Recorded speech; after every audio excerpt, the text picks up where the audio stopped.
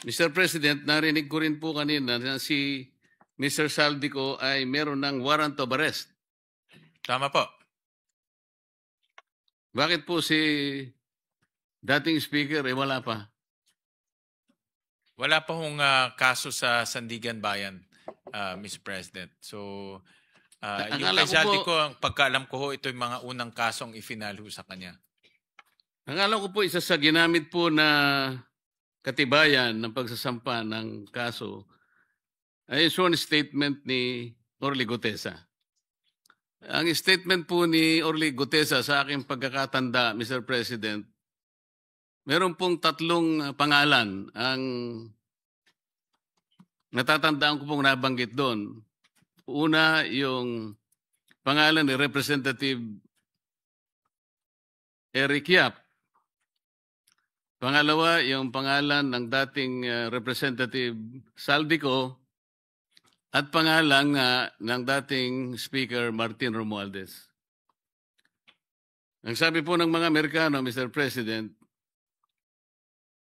the sauce for the goose is the sauce for the gander. Bakit parang, ba't po hindi nagsabay? Yung kay case po ni Saldico po, ito po yung mga naunang kaso. If you remember po yung inspection ni Secretary Vince at kasama po si Governor Bons Dolor sa Mindoro. Ito po yung naging basehan po ng pag-file ho nila ng case. Final ho nila to sa Ombudsman September 29. So mas maaga po itong kasong to. So ito pong pangalawa, Mr. President, itong pinagsamang pagsusulong ng asunto ng DPW at ICI, kasama na po yung dalawa uli, Speaker Martin Romualdez at saka si Saldico. Ito po ay final po ng ICI sa Ombudsman. Andun na po sa Ombudsman ngayon. Yun nga po, kasama ang DPWH. Yes, kasama po.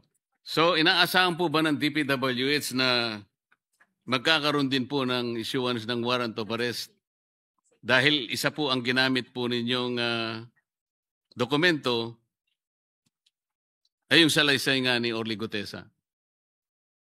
Kampante po si Secretary Dizon sa kanilang mga nakalap na ebidensya at may tiwala ho sila sa Ombudsman na magiging masinop po sila sa pagtitingin ho dito sa mga ebidensya. Gusto ko rin pong paniwalaan yung sagot ninyo, Mr. President. Kaming salamat po. Thank you. Hindi po ba ninyo ginamit yung kamakailan lang ay pagpapahayag ni Representative Saldico na ipinadaan niya sa kanyang mga video recordings?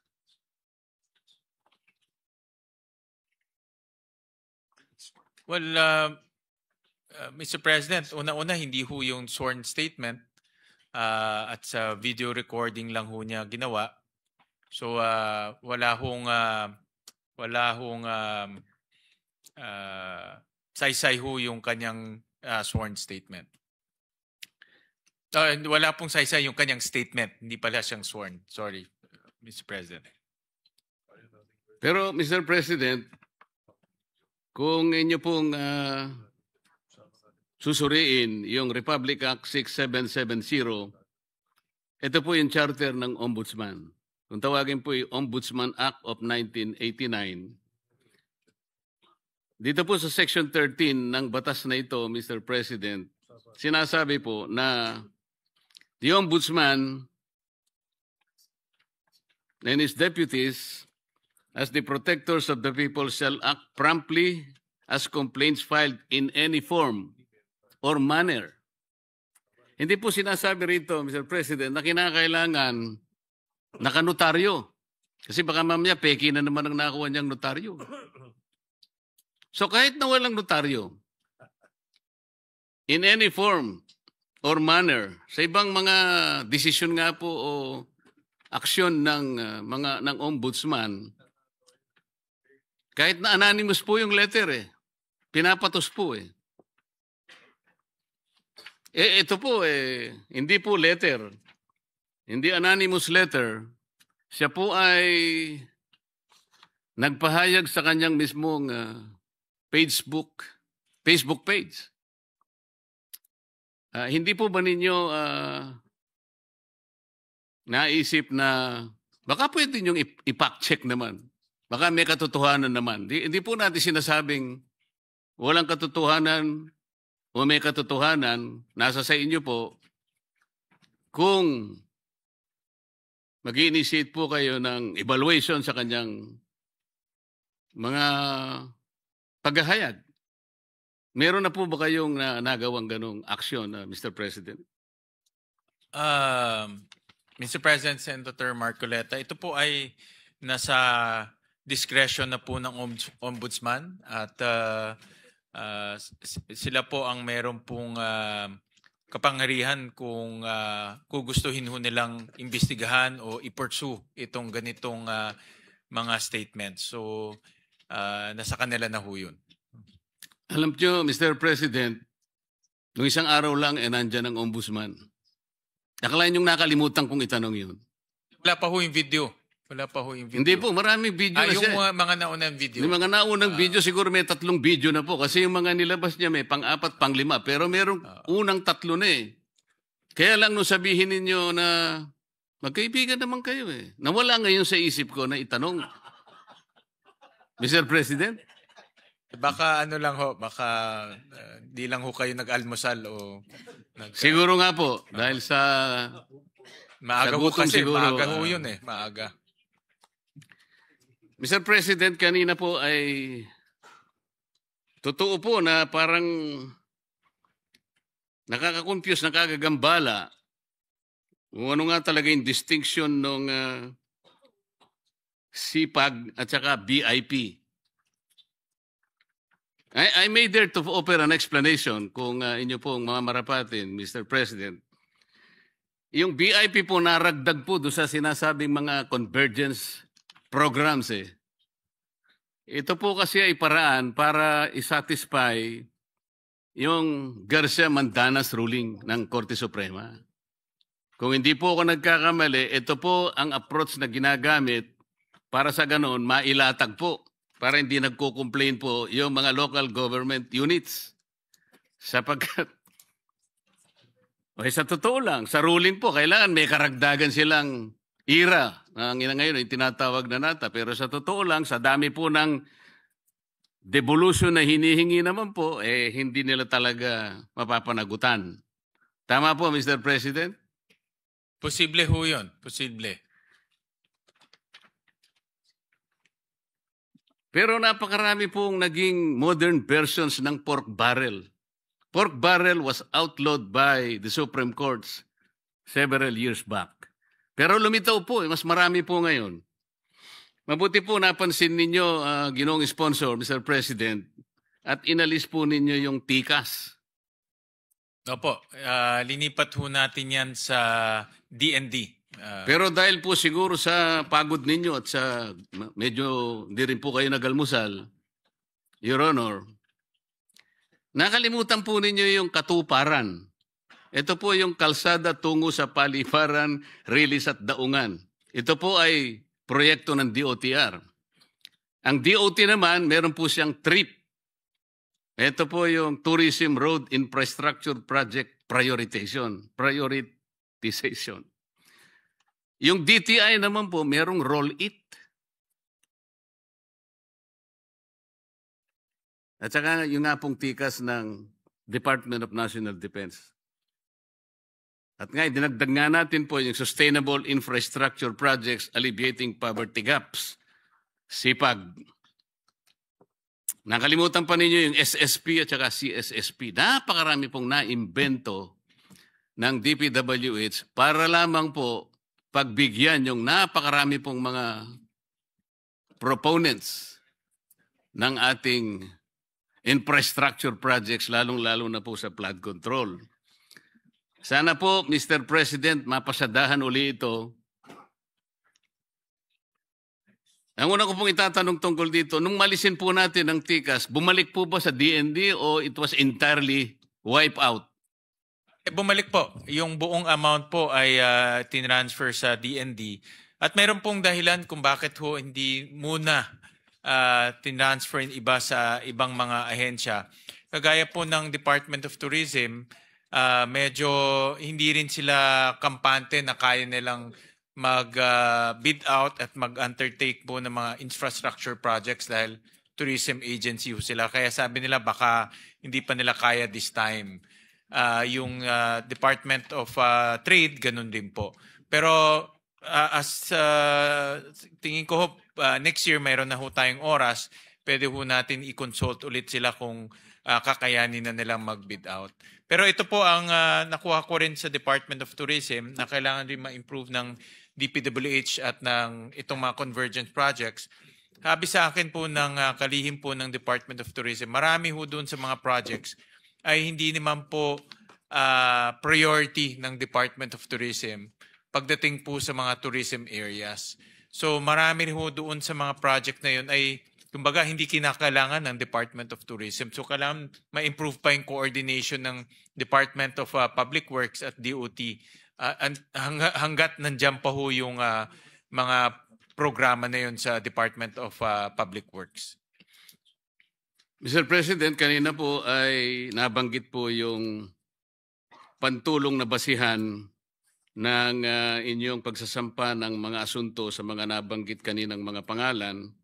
At kung maring nakikinig si Sergeant Gutesa, parang vindicated na rin po siya sapagkat nagamit yung kanyang pahayag. Ang tanong po, bakit kaya hindi naman ginamit yung sworn statement ng mag-asawang Diskaya? Samantalang doon po ay may nabanggit ding 17 members ng House of Representatives. Yun po ay sworn statement at yun po ay pinanumpaan din sa harap ng Blue Ribbon Committee.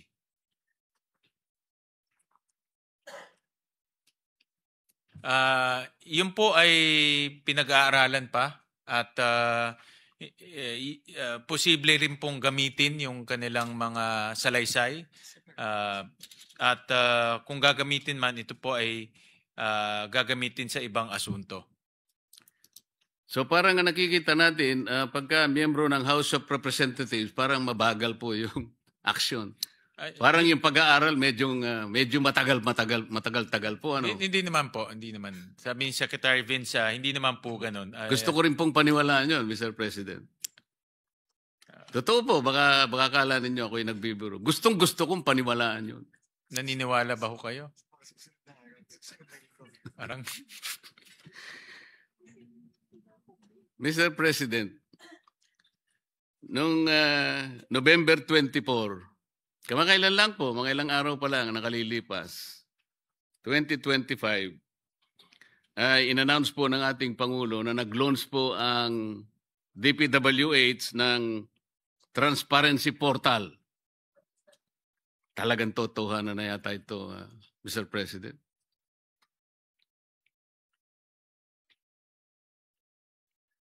Yung portal po is powered by artificial intelligence. Ang sangayon po sa mga ulat. Tama po ba yun? Tama po. Kanina po pinag-uusapan sa budget ng NTC at saka ng DITC that because of the sophistication of the artificial intelligence being used today,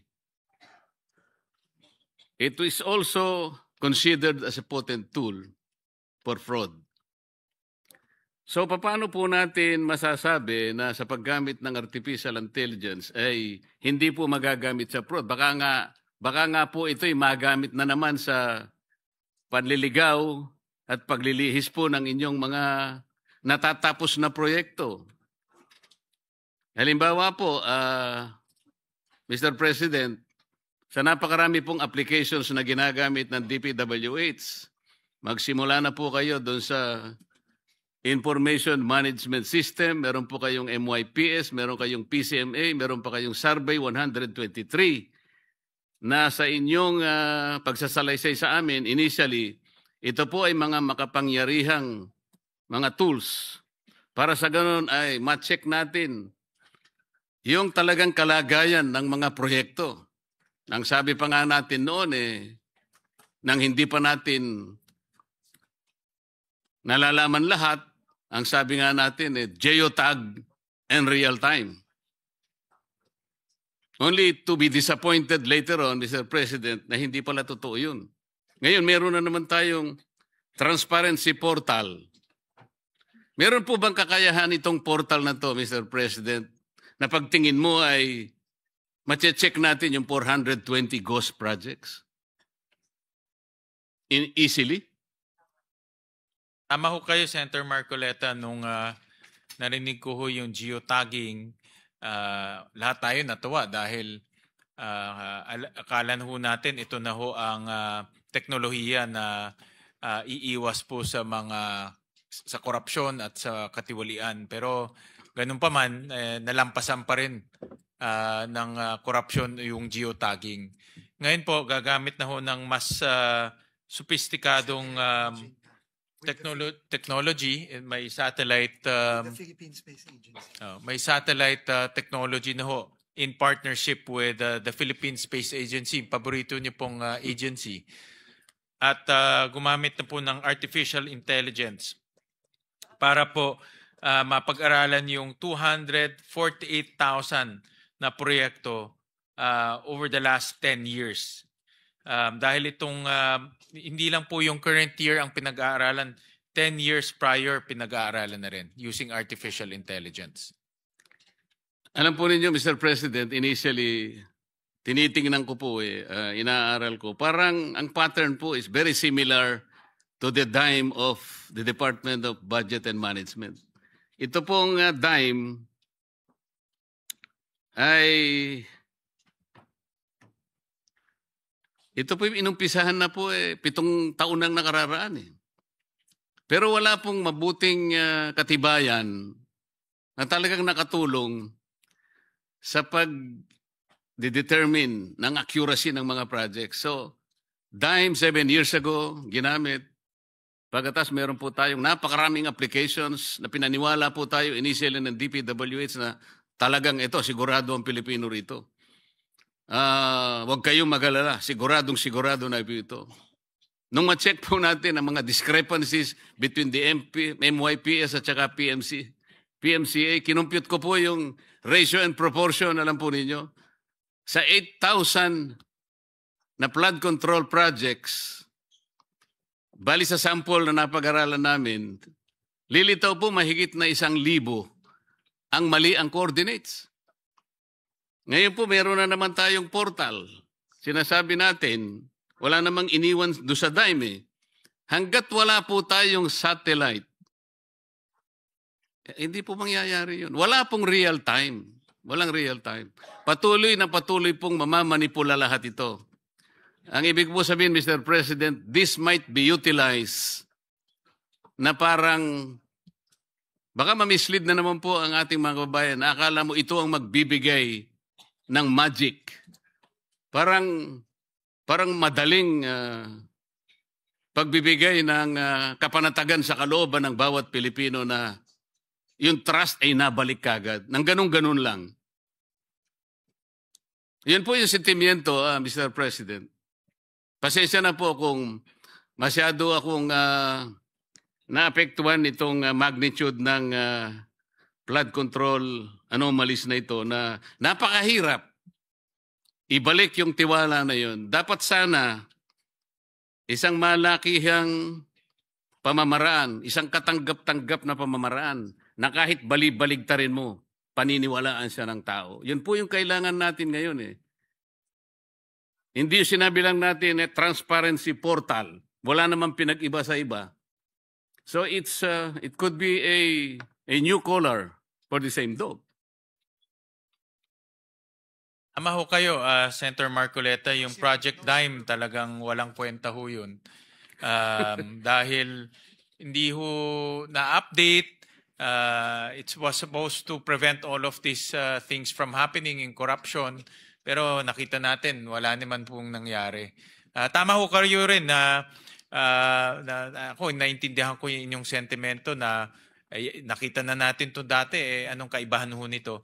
Ito naman po, ginaguarantee ho ng DPWH, Secretary Vince, at of course, ang ating Pangulo na ito ay gagamitin on a regular basis, on a daily basis at i-update po ito para magbigay ng impormasyon sa ating mga kababayan. With the Philippine Space Agency. Hindi ho to, pat ang Colatilia sa ngayon monthly pa lang ang updating ng pictures dahil dahil limitado rin po sa number of satellites ho tayo. Pero ang guarantee naman ho dito, every month makikita nila yung takbo ng proyekto. At makikita ho nila kung yung proyekto ay gumagalaw o hindi gumagalaw at saan yung proyekto. First time po ito mangyayari na ganito pong ka-detalye at ganito po ka-tutok sa mga proyekto po na ginagawa ng DPWH. Opo, Mr. President. Kaya po ang bagong kalihim ng DPWH, noong isang taon po kung titingnan ninyo siya, hindi ganyang kapayat yan. Tingnan po nyo ngayon siya. Kaya po sinasabi, kamag-anak ko po yan eh. Sa bigat po ng kanyang responsibilidad, isipin po natin, napakarami nating ginagamit na kaparaanan para masecure po natin ang quality ng mga infrastructure, hindi lamang flood control. Meron pa po silang quality assurance unit. Naku po, pagka binasa po ninyo yung mga department orders, kundi po ako nagkakamali, 4 na department orders ang binasa ko na magkakadikit. Pinag-uusapan po yung quality assurance units na ang pinakasentro po nila, yung central office. QAU CO, di ba, Mr. President? Yan po ay replicated sa maraming opisina. Sa regional offices, meron po sila. At hanggang po sa district engineering offices, nandiyan po yung quality assurance units. Wala pa rin pong nangyari. Meron pa po silang CPES. Siguro IPIS na lang ang gamitin natin, hindi na CPES. Kasi po talagang reflection po ng pagkabigo, ng disappointment ng representasyong ito. Napapangiti po ang ating majority leader. Pero totoo po eh. Sana po sa lalong madaling panahon, Mr. President, kahit gaano kahirap, ay harapin natin ang katotohanan. Kailangan po nating ibalik ang tiwala ng mamamayan. Mabigat po ang nangyari, kaya kasing bigat din po ng kanilang kabiguan. Tinahanap po nila yung talagang maibalik po natin. Kaya kahit papayat ka pa ng konti, wala tayong magagawa kung yan po ang kinakailangan. Maraming salamat po, Mr. President. Maraming salamat po, Ginoong Salamat, Sponsor, Senator sa inyong Marcoleta. At ito po ang aking masasabi na hamak na mukhang mas bata ho kayo kumpara ho kay Secretary Vince Dizon. Malayong-malayo na ho yung itsura niya ho kumpara ho sa inyo. Kayo ho parang 30 years younger compared to Secretary Dizon. Maraming salamat po, Senator Marcoleta. I think you should be careful with phrases like that because he forgets things.